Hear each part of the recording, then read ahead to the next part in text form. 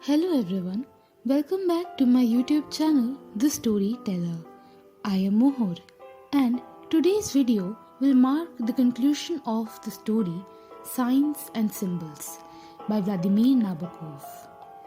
What happened after the couple were unable to meet the sun in the sanitarium on his birthday? Will they be able to meet again?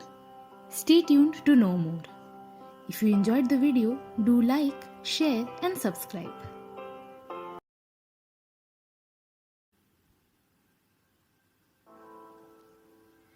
When they emerged from the thunder and the foul air of the subway, the last dregs of the day were mixed with the street lights.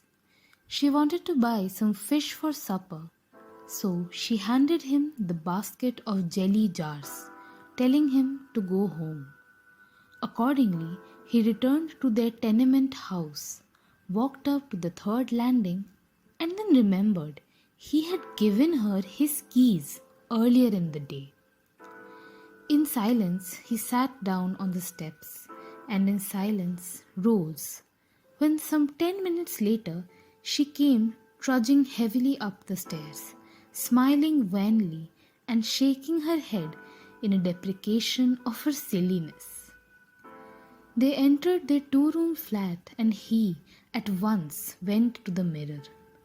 Straining the corner of his mouth apart by means of his thumbs, with a horrible mask-like grimace, he removed his new, hopelessly uncomfortable dental plate.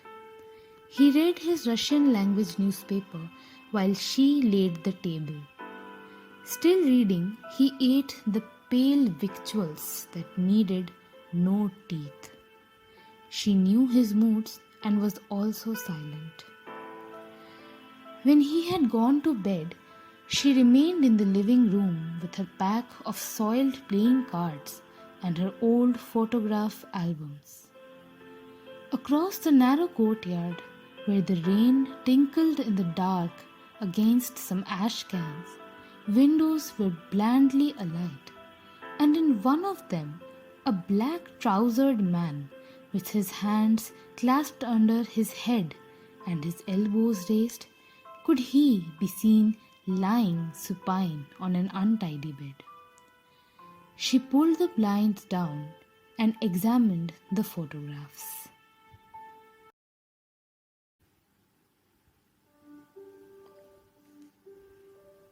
As a baby, he looked more surprised than most babies.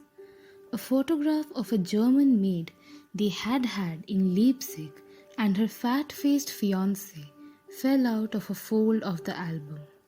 She turned the pages of the book. Minsk, the Revolution, Leipzig, Berlin, Leipzig again, a slanting house front, badly out of focus. Here was the boy when he was 4 years old, in a park, shyly with puckered forehead, looking away from an eager squirrel, as he would have from any other stranger. Here was Aunt Rosa, a fuzzy, angular, wild-eyed old lady who had lived in a tremulous world of bad news, bankruptcies, train accidents, and cancerous growths, until the Germans put her to death, together with all the people she had worried about. The boy, aged 6, that was when he drew wonderful birds with human hands and feet, and suffered from insomnia like a grown-up man. His cousin now a famous chess player. The boy again, aged about 8, already hard to understand, afraid of the wallpaper in the passage, afraid of a certain picture in a book which merely showed an idyllic landscape with rocks on a hillside and an old cart wheel hanging from the one branch of a leafless tree. Here he was at 10, the year they left Europe.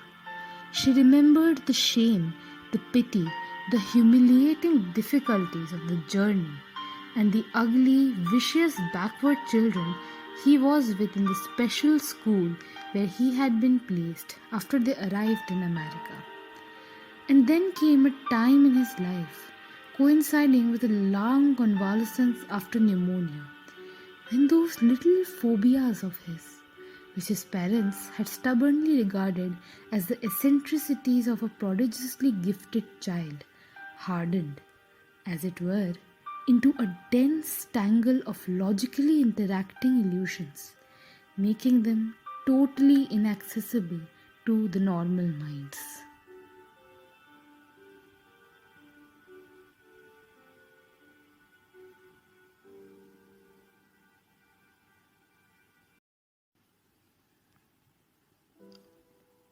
This and much more. She accepted it. For after all, living did mean accepting the loss of one joy after another. Not even joys in her case, mere possibilities of improvement. She thought of the endless waves of pain that for some reason or other she and her husband had to endure, of the invisible giants hurting her boy in some unimaginable fashion, of the incalculable amount of tenderness contained in the world, of the fate of this tenderness, which is either crushed or wasted or transformed into madness, of neglected children humming to themselves in unswept corners, of beautiful weeds that cannot hide from the farmer and helplessly have to watch the shadow of his simian stoop leave mangled flowers in its wake as the monstrous darkness approaches. It was past midnight when from the living room she heard her husband moan, and presently he staggered in, wearing over his nightgown the old overcoat with Astrakhan collar which he much preferred to the nice blue bathrobe that he had. "I can't sleep," he cried. "Why?" she asked. "Why can't you sleep? You are tired."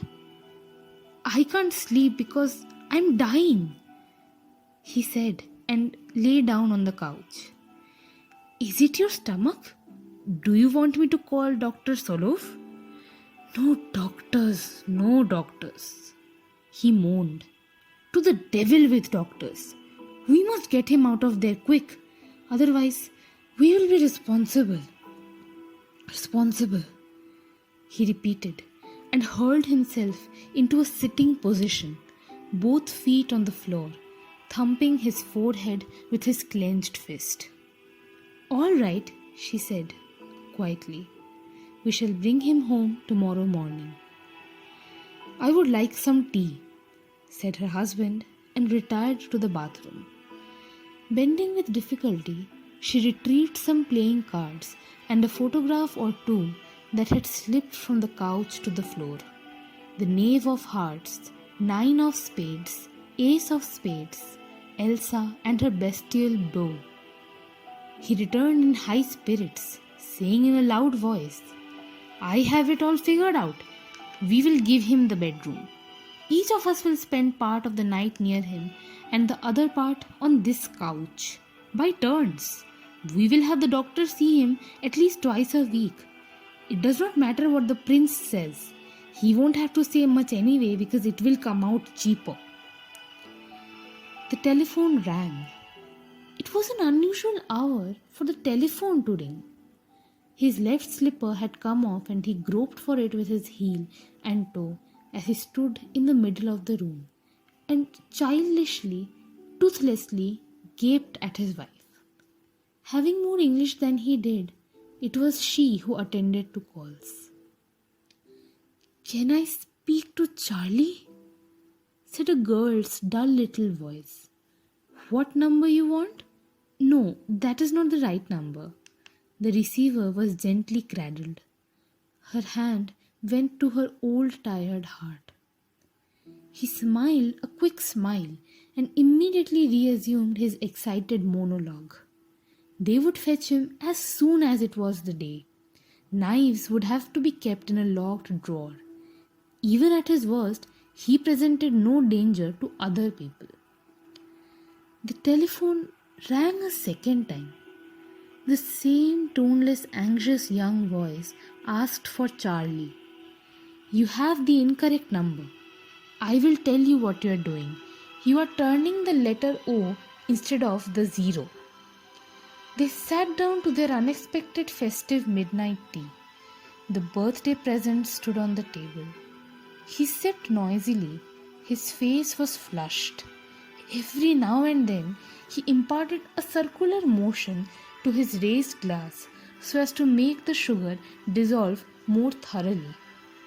The vein on the side of his bald head, where there was a large birthmark, stood out conspicuously, and although he had shaved that morning, a silvery bristle showed up on his chin. While she poured him another glass of tea, he put on his spectacles and re-examined with pleasure the luminous yellow, green, and the red little jars. His clumsy, moist lips spelled out their eloquent labels: apricot, grape, beach plum, quince. He had got to crab apple when the telephone rang again.